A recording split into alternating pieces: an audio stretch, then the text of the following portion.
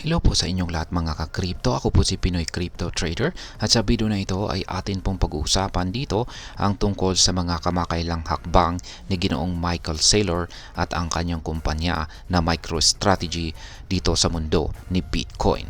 Ang kanilang plano ay napaka-ambisyoso at maaring magbago sa landscape ng corporate investment. At ayan po ang siyang ating pag-uusapan sa video na ito. Pero bago po tayo magpatuloy ay nais ko lamang po munang bigyang linaw ang aking disclaimer kung saan ang nilalaman po ng video na ito ay hindi po ito isang financial advice. For education and information purposes lamang po ang layunin nito. At ayan, ang MicroStrategy ay kasalukuyang may holdings na 252,220 na Bitcoin na may halaga po ito ngayon ng higit $15 billion. Ito ang pinakamalaking corporate holder ni Bitcoin sa buong mundo. Simula noong taong 2020 ay ginamit ng kumpanya ang utang at equity upang palakihin ang kanilang digital asset collection ng malaki. Sa isang kamakailang interview ay ipinaliwanag ni Ginoong Saylor ang financial approach ng kumpanya. Plano po niyang manghiram ng kapital sa mababang interest rates at i-invest ang mga pondong ito kay Bitcoin. Sa ganitong paraan ay makakapagbigay ang kumpanya ng bahagyang mas mataas na returns sa mga nagpapautang. Ang estratehiyang ito ay nagtatangi sa MicroStrategy mula sa mga tradisyonal na bangko. Naniniwala si Ginoong Saylor na ang pag-invest kay Bitcoin ay may mas mababang counterparty risk kumpara sa pagpapautang sa mga individual o korporasyon.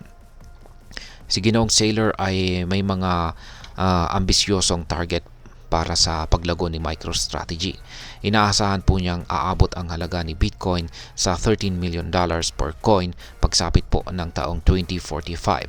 Naniniwala po siya na si Bitcoin ay makakakuha ng mas malaking bahagi ng global financial capital. Ang projection na ito ay tumutugma sa mga pagsisikap ng kumpanya na baguhin ang mga banking practices. Patuloy po na gumagawa ng headlines ang MicroStrategy sa kanilang pagbili ng Bitcoin. Kamakailan lamang, bumili ang kumpanya ng karagdagang 7,420 BTC or Bitcoin na nagdala ng kanilang total na holdings sa 252,220 na coins.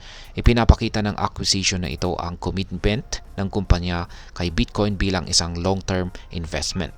Ang kabuuang investment ay nasa humigit kumulang $9.9 billion. Sa ganitong paraan, kontrolado ng MicroStrategy ang humigit kumulang na 1.2% ng total Bitcoin supply. Ngayon, ang vision po ni Ginoong Saylor ay kasama ang malaking pag-scale ng Bitcoin reserves. Plano po niyang magtaas ng $20 billion sa pamamagitan po ng convertible debt at isa pang $20 billion sa pamamagitan po ng preferred stock. Plano rin niyang makakuha ng $10 billion sa tradisyonal na utang at $50 billion sa pamamagitan naman po ng iba't ibang debt instruments. Ang mga pagsisikap na ito ay maaring magresulta sa Bitcoin reserves na nasa pagitan po ng $100 hanggang $150 billion. Ngayon ay naniniwala si Ginoong Saylor sa kakayahan ni MicroStrategy na magtaas ng kapital. Sinasabi niya na kayang scale ng organization ang kanilang debt strategy ng walang hanggan at inaasahan po niyang walang magiging problema sa pagtaas ng $100 billion na kapital at karagdagang $200 billion pagkatapos nito. Ang focus po ng MicroStrategy sa Bitcoin ay nagpuposisyon sa kanila para sa paglago. Ang mga plano ni Ginoong Saylor ay nagpapakita po ng malakas na commitment sa digital asset na ito. Ang grupo po ay nagna-navigate sa financial environment na may mata sa hinaharap ni Bitcoin. Kaya sa tingin mo ba ang approach ng MicroStrategy ay magre-redefine ng corporate investment?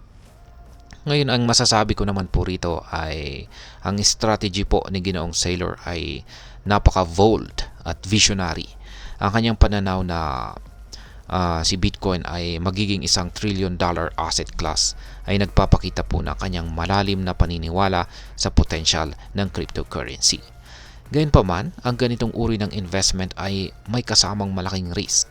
Ang pag-asa kay Bitcoin para sa malaking bahagi ng corporate strategy ay maaring magdala ng malaking rewards, ngunit maaari rin itong magdulot ng malaking losses kung hindi mag-materialize ang mga projections. Kaya habang ang approach na ito ay maaring magdala ng malaking pagbabago sa corporate investment, mahalaga pa rin ang maingat na pagsusuri at risk management.